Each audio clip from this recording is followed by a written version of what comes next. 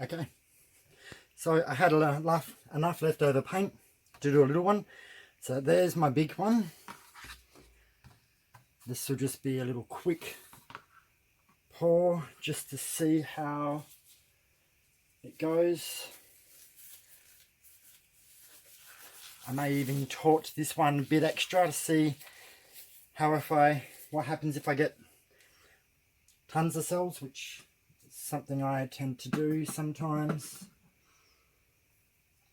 So just leaving that for a second. So same colours. Wattle is the bright yellow. Yellow ochre is the darker yellow. Then I've got dark blueberry, which is grey. I have white. And I did a darker grey using black with a bit of white added. Or was it white with a bit of black? One of those. I added black and white together to make a darker grey. So it's got silicone in it. And yeah, I don't want to have to pack up and put lids on everything. So it's easy if I just made up a small little canvas. It's little brother, as we'll say. The paint's quite thick, so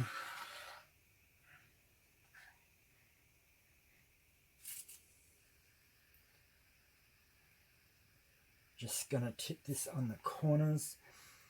I'm quite happy with it coming out a lot more yellow than the last one on the top.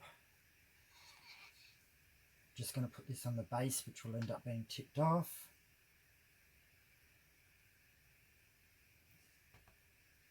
So thick this time. But the good thing is the paint's covering a lot of the canvas, so I shouldn't have to do a lot of tilting. Whoa, this cup's heavy because there's so much paint left in it. It's just way too thick. Pop the bubbles.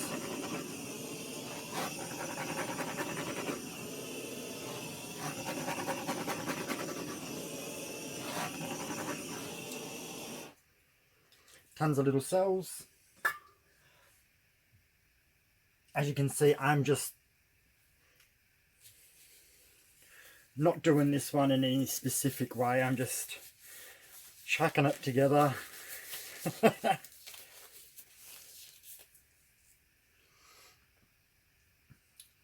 So we're just gonna go down this way,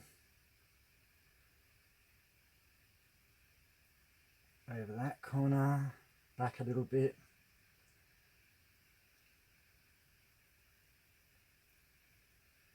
over that one, and back a bit. I nearly did it. I nearly put my fingers over the canvas again. I'm gonna have to make like a naughty jar, and when I do things like that, I'm gonna have to put money in the naughty jar.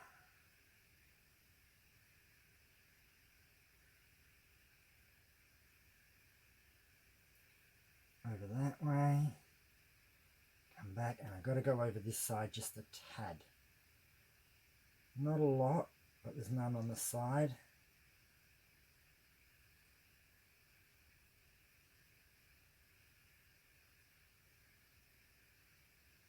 Over it goes, and back. Just getting the right composition. That's probably good there.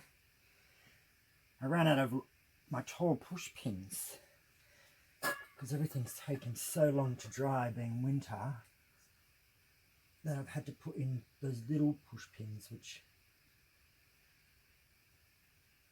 are nowhere near as good. That's what I started off with when I first did paintings, was the little push pins. And then I found out you could actually get big push pins, and I'm like, what am I doing with these little ones? So that's a lot different.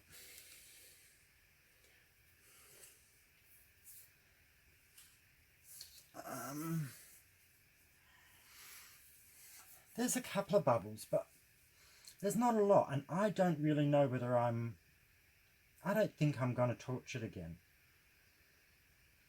I think if I torch it again, I'm just going to get tons of little bubbles and little cells when it's quite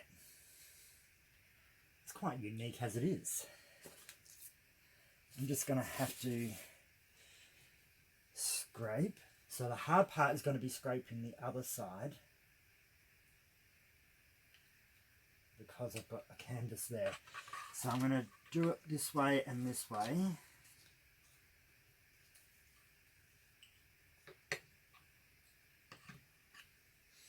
And then I'm going to turn the whole thing around.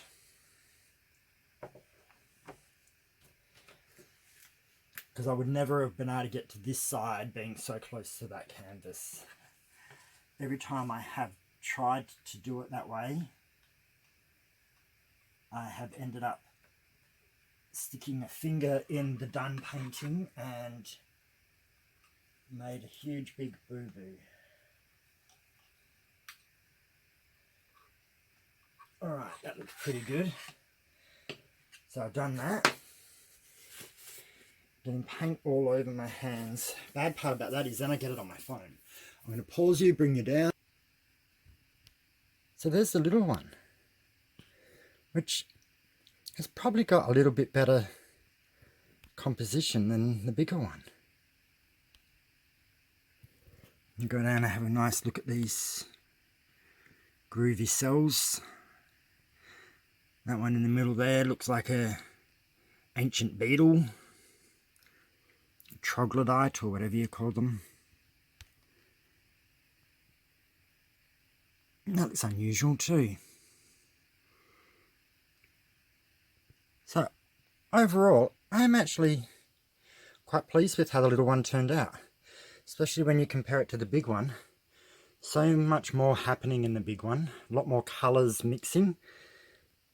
This one here, very earthy looking. That'd look pretty cool in my bathroom. Alright, well thanks for watching the little mini video. Alright, have a good day. Oh, and subscribe if you want to see more videos. Okay, bye.